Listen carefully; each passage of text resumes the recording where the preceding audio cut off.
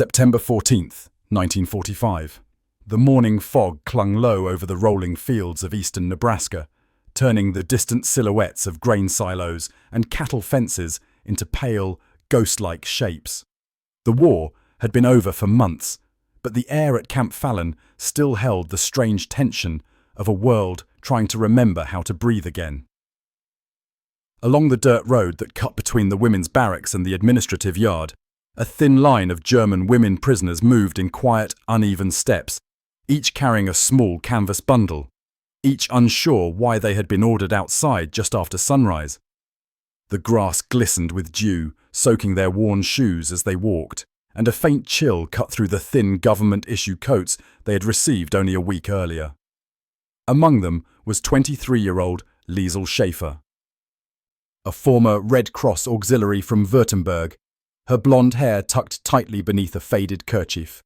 She had barely slept the night before. No one in Barracks 12 had. Rumours had been floating for days about new inspections, new health checks, new lists being compiled of the women who might soon be sent back to Europe. Some believed repatriation was close. Others whispered that the Americans were tightening regulations because of German women in other camps causing trouble, though no one could name a single incident. Fear filled the blank spaces where facts should have been. Liesl clutched her bundle tighter, feeling the weight shift against her chest. It held everything she owned in America. A bar of harsh army-issue soap worn down to a thin curve, 2 spare undergarments, a comb with 3 broken teeth, and the letter she had written 3 weeks earlier but never sent, addressed to a home she was no longer sure existed. Her parents had lived near Stuttgart, an area hit hard by Allied bombings in the final months of the war, and no mail from Germany had reached the camp since July. She tried not to think about what silence meant. Ahead of her, the procession slowed near the yard's entrance, where 2 MPs waited beside a folding table and a clipboard thick with papers. The women instinctively bunched closer together, shoulders brushing, breaths tightening. The guards weren't hostile, they rarely were, but the unknown always carried a weight. Liesl's heart picked up its pace, each beat sharp and deliberate. She glanced to her right. Her closest friend in the camp, 27-year-old Annalore Weiss, lifted her chin slightly, a silent encouragement. They had come into the camp on the same transport in May, both exhausted, both hungry, both stunned by how differently American captivity looked compared to the propaganda they had been fed for years. But neither had grown used to the unexpected swings of emotion these places could trigger. "Keep the line moving," one of the MPs called out, his voice more procedural than harsh. "You'll get instructions inside." Inside what? The question passed quickly through the column. The line advanced slowly toward a low, whitewashed building the women had never been inside before. It sat near the western fence, far from the administration block, far from the mess hall. No one had been told why they were coming. No one knew what waited beyond the open doorway where another guard stood, scanning the women with unreadable eyes. By the time Liesl reached the entrance, her pulse thudded in her throat. "Next," the guard said.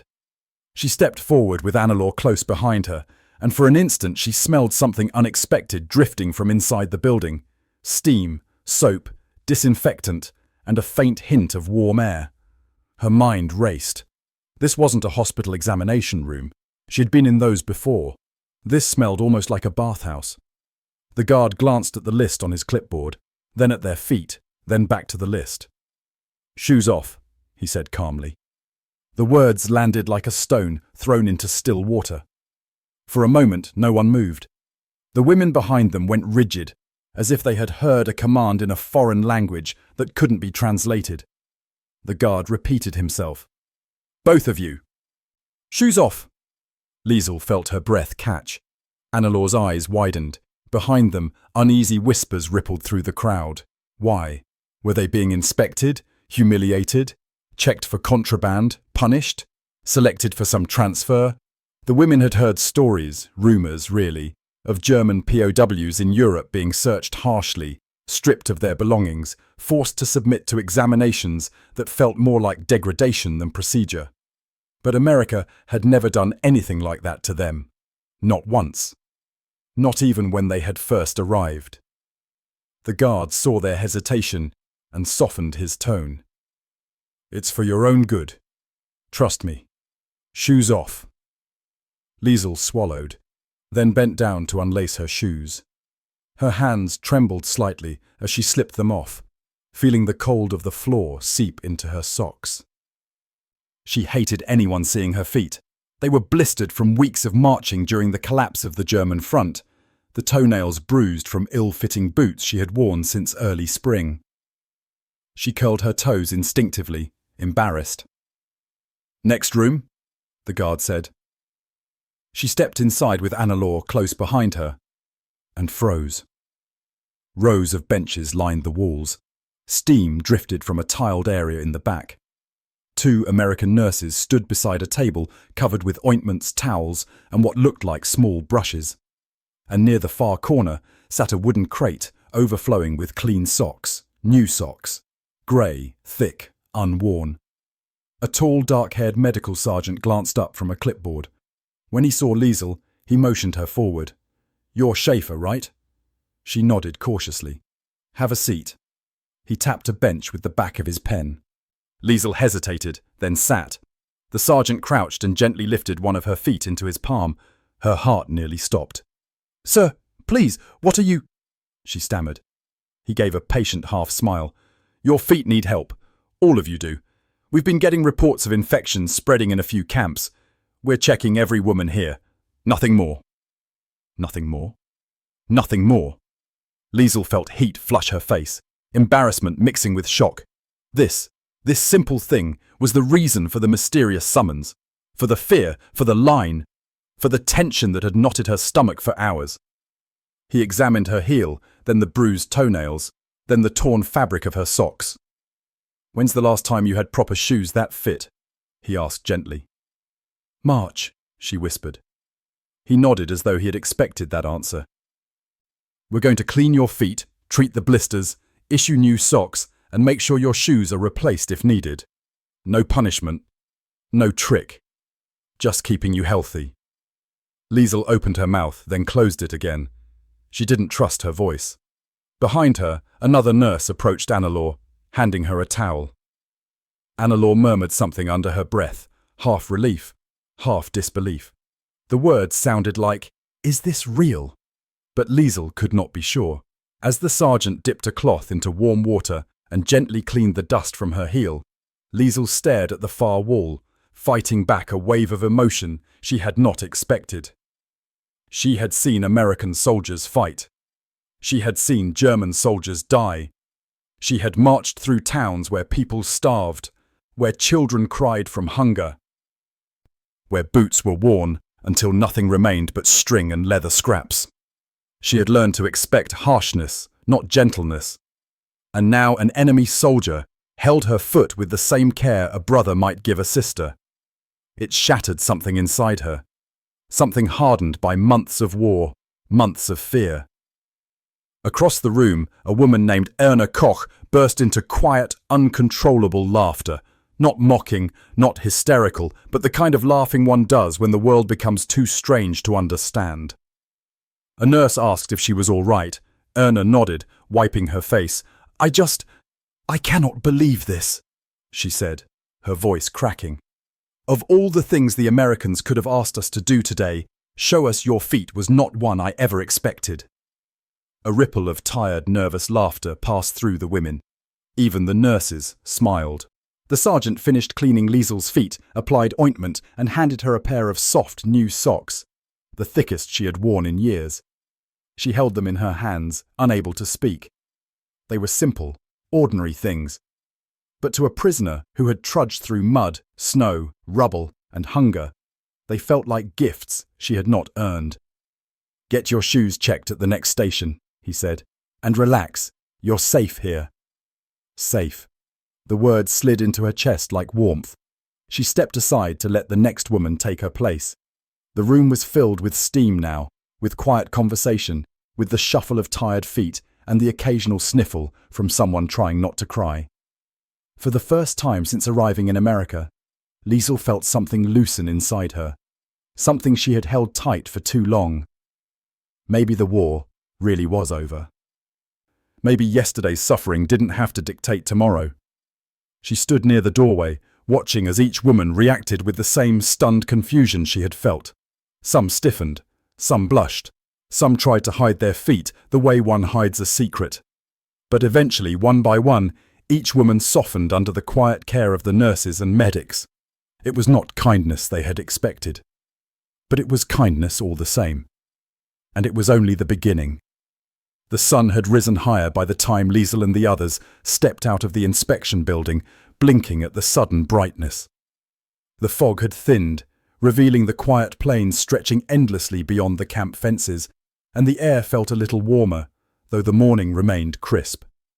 The women moved slowly, their steps unsteady from the mixture of relief, confusion, and the tender ache of freshly cleaned skin beneath new socks. No one said much at first. The silence carried a heavy, almost sacred quality, as though each woman was trying to understand what had just happened. It was Annalore who spoke first. "They washed our feet," she murmured, shaking her head as though the sentence refused to make sense even as she said it. "The Americans washed our feet." The words passed from woman to woman like a quiet shockwave. Some nodded, some looked down at their shoes, holding back complicated emotions. Others glanced over their shoulders at the building they had just left, as if expecting someone to call them back and reveal it had all been a strange misunderstanding. Liesel walked beside Annalore in silence, clutching her bundle again, though it now held only her old socks and the letter she never sent. The sensation of the new ones, the warmth, the softness, felt unreal, almost dreamlike. She curled her toes inside them and felt a sting of tears threaten. It had been so long since anything in her life felt soft. Behind them, the MPs guided the remaining groups of women toward the building with calm instructions. No shouting, no threats, just order, firm, practical, human.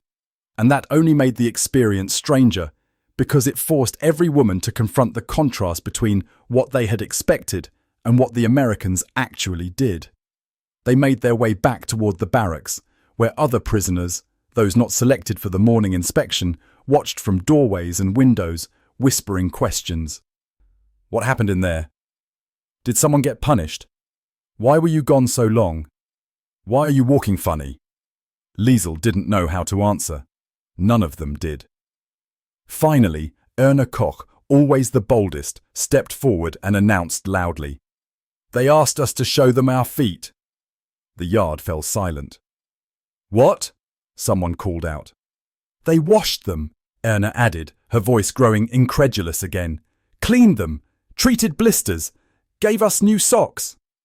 For a moment the women listening merely stared, trying to decide whether she was being sarcastic or delusional. But then they saw the truth in her eyes, the quiet astonishment that could not be faked. Within seconds the yard buzzed with murmurs of disbelief. "Why would they do that?" "American soldiers did it." "They touched your feet." "Is this some kind of test?" The questions scattered like startled birds. Liesel felt the weight of everyone's eyes on her, so she simply nodded and said, "They meant no harm."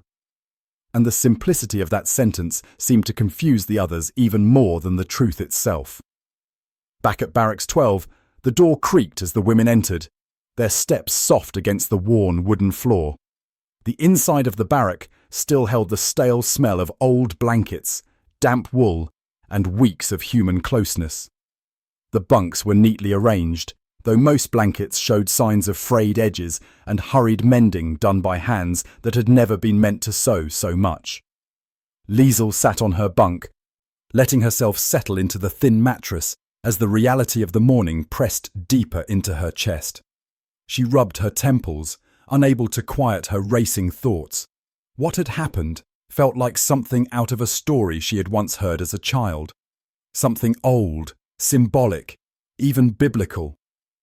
She remembered stories her mother told her long before the war, stories of humility and service, of people washing the feet of strangers to show care or respect. But this was different. These were soldiers, enemies, men who had fought against her country, men who had lost brothers in battles Germans had helped ignite. Why would they do such a thing?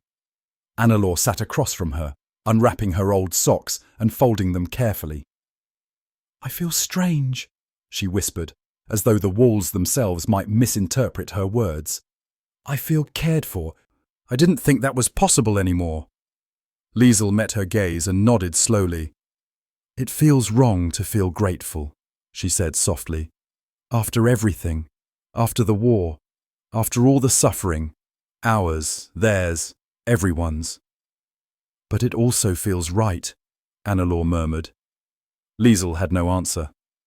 Across the barrack, another woman, Martha Hesse, sat on her bunk, staring at her feet as though they belonged to someone else. "My husband never touched my feet," she muttered. 40 years old, married 8 years, and an American soldier kneels down and does it without hesitation. She shook her head. "What kind of place is this?" Erna Koch, still unable to resist commenting, laughed through her exhaustion. "A strange one," she said. "A place where the world is upside down." The hours passed quietly. Some women rested. Some cleaned their bunks. Some stood outside, staring toward the building where the inspections continued, unable to shake the feeling that they had witnessed something unusual, something that hinted at a larger change, an invisible shift neither they nor the guards seemed fully aware of. Shortly before noon, a whistle sounded in the yard. The women stepped outside again, forming loose rows as a young American corporal approached with a clipboard and a stack of message slips. He cleared his throat, then spoke with the stiff precision of someone new to duties beyond routine guard work. "We have updates regarding footwear replacements," he said. "Those of you who were issued temporary passes earlier will report to Supply Shed 3 after lunch. You will be fitted for new shoes if your current pair is considered inadequate." A few women exchanged bewildered glances. New shoes? Proper shoes? Shoes that fit? Some shifted uncomfortably, looking down at their current footwear. Boots with torn laces, shoes with worn soles, mismatched pairs scavenged from relief stations during the chaos of the final months of war. One woman raised her hand hesitantly. "Why are you doing this?" she asked in heavily accented English. "We are prisoners, yes? We do not need shoes to run away." The corporal looked up at her for a long moment before answering. "Ma'am, you're prisoners of war. That means you're under our responsibility, and we're going to treat you like people under our responsibility, not like enemies." He cleared his throat again, clearly uncomfortable with speeches. "Shoes help prevent infection. Infection spreads. We don't want that." The answer was practical, clinical, but it carried something more. A tone the women could not quite define. He lowered his clipboard. "Enjoy your lunch." As he walked away, the yard fell silent once more, but this time the silence carried warmth, a sense of being seen, not as defeated enemies, not as burdens, but as human beings who needed something as simple as socks and shoes. Inside the mess hall, as the women sat with their bowls of barley soup and slices of bread, the morning's events became the topic of every whispered conversation. Some still doubted the Americans' motives, suspecting inspections, hidden agendas, or tests of discipline. Some believed the soldiers simply followed medical protocols. But a small few, Liesel among them, began to wonder if the truth was more complicated. If perhaps the Americans were trying to rebuild something that war had shattered, not with speeches or lessons, but with small acts that reminded prisoners of their own dignity. Later that afternoon, as the sun dipped lower and long shadows stretched across the yard, the women gathered again when the MPs escorted the first group to the supply shed. Liesel stood near the back, waiting her turn, her heart steady but curious. The shed smelled of oiled leather, wood polish, and dust, a scent that triggered memories of cobbler shops back home, shops that no longer existed. Inside, rows of shelves displayed shoes in every size, new and old, civilian and military, but all clean and repaired. A middle-aged quartermaster with spectacles perched on the end of his nose greeted each woman with a clipboard and a polite nod. "Step up. Let's get you measured properly," he said, his voice gentle, yet businesslike. When it was Liesel's turn, she removed her shoes and placed her feet on the wooden measuring board. He adjusted the sliders with quick, precise movements. "Too small by nearly 2 sizes," he muttered. "No wonder you're limping." She blinked. "I didn't know I was," she whispered. "You've been compensating for pain," he said matter-of-factly. "People do it without noticing." Then he picked a pair of sturdy leather shoes from a nearby box and set them at her feet. "Try these." Liesel slid them on, wiggling her toes in disbelief. The shoes fit. Not loosely, not painfully. They simply fit. She stood up, and for the first time in months, she felt balanced. "How do they feel?" the quartermaster asked. Her throat tightened. I don't have the words." He nodded, as though he understood perfectly. "Then that means they're the right ones." As she stepped outside into the fading afternoon light, she felt taller. Not because the shoes elevated her, but because something inside her had shifted. The ground felt steadier, the horizon felt wider, and when she glanced at the other women receiving their shoes, she saw the same fragile, growing astonishment on their faces. It was happening to all of them. They had arrived in America expecting harshness. Instead, they were being handed humanity, one pair of shoes at a time, and none of them knew why. Not yet. But they would soon. Very soon. The sky over Camp Fallon darkened into a gentle amber as late afternoon settled across the Nebraska plains. The wind carried the faint smell of dry grass and distant barns and the quiet chatter of sparrows perched on the electric wires above the women's yard.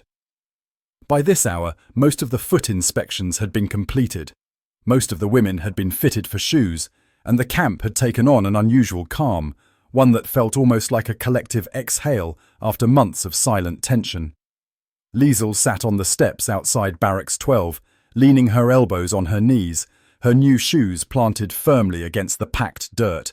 She kept curling her toes inside them, almost in disbelief that something so simple could feel so transformative. The leather was soft. The fit was perfect. The warmth from the sun still lingered in the material. For a moment, she closed her eyes, letting the sensation sink in. Nearby, several other women sat together, talking more openly than they had in weeks. The earlier nervousness had melted into something gentler: curiosity, relief, and the strange confusion of receiving care from the last people they had expected kindness from. Annalore joined Liesel on the steps with 2 cups of warm chicory drink. She handed one to her and lowered herself beside her with a groan. "My feet smell like lavender soap," she said, wrinkling her nose in disbelief. "I have not smelled lavender since the summer of 1942. Liesel accepted the drink, warming her fingers around the metal cup. "I still don't understand why they did it," she murmured. Annalore shrugged. "Maybe they were ordered to. Maybe it is a health thing." "Then why did the sergeant hold my foot like it was something fragile?" Liesel whispered. "Why was he kind?" Annalore didn't answer. Across the yard, the last group of women returned from the supply shed, their steps uncharacteristically steady. Marta Hesse was among them, shaking her head in disbelief as she walked, a soft grin tugging unexpectedly at her lips. She caught sight of Liesel and approached with a loud sigh as she lifted her skirt just enough to show her new shoes. "Look at these," she said. "Real leather. I had shoes like this when I was a girl, before everything went to ruin." Liesel smiled faintly. "Do they fit?" "Fit?" Marta laughed. "They feel like they were made for me by my own father." The women around her laughed, but not mockingly. It was laughter earned from years of deprivation finally, briefly, easing. As dusk approached, a bell rang from the main yard. The women stood, exchanging glances. This was not a usual time for assembly. A guard called out instructions, and slowly the women formed a line, less rigid than morning roll call, more like a slow gathering pulled by curiosity. Liesel and Annalore joined the others as they moved toward the open field where the American officers usually gave announcements. The air grew cooler, brushing their faces with a hint of nightfall. A few men from the medical detachment stood near a makeshift table, and behind them, Sergeant Harris, the one who had inspected Liesel's feet earlier, waited with a clipboard in hand. When the murmuring quieted, he spoke. "Ladies, thank you for your cooperation today. We know the procedures were unexpected." A ripple of understatement passed through the group. A few women exchanged amused looks. Harris continued, "We want to explain why this was necessary, not just for your health, but for what comes next." The words stilled the air. What comes next? Liesel felt her pulse quicken. Harris took a breath, bracing himself. "In the next 2 weeks, this camp will undergo pre-repatriation processing for all German women." A wave of whispers broke out. Fear, surprise, hope, disbelief, repatriation. The word struck each woman differently. Some had waited months for it, desperate to go home, terrified their families might think them dead. Others dreaded it, returning to ruins, hunger, and uncertainty. And still others felt something far more complicated. America had treated them better in defeat than their own nation had treated them in loyalty. Harris lifted a hand. Silence gradually fell again. "We were instructed to prepare you for transport. That included checking your feet because you'll be marching, standing and travelling through multiple transit points on your way back to Europe. We wanted to prevent infections now, not discover them when it's too late." His explanation was practical, logical, military. But the women felt something under it, something unspoken, something decent. He gestured toward the nurses standing behind him. They volunteered for this duty. They weren't assigned. They wanted to help. That statement unraveled something inside the gathered women. Liesel blinked hard, her throat tightening. Volunteered, not ordered, not required. They had chosen to kneel before enemies, not out of power, but out of humanity. Harris cleared his throat. "There is one more thing." He hesitated, glancing at the women as though searching their expressions for permission to continue. "Many of you have injuries from the marches, the bombings, or the final months of the war. If anything still hurts, feet, legs, back, report it now. We want you to be able to walk without pain." A hush fell deeper across the gathering. A few women stepped forward, hesitant, ashamed, trembling. A nurse approached them gently, checking blisters, old cuts, swollen joints. No judgment, no impatience. The other prisoners watched, absorbing the scene. Some bit their lips, some folded their arms tightly across their chests. Some blinked away tears they didn't want others to see. This was not how prisoners were meant to be treated, not how enemies were expected to be handled, not how any of them, raised under a regime that preached hardness, cruelty and survival, thought the world could work. After the examinations ended, Harris dismissed them with a simple, "Thank you." The women returned slowly to the barracks, walking in small groups or pairs.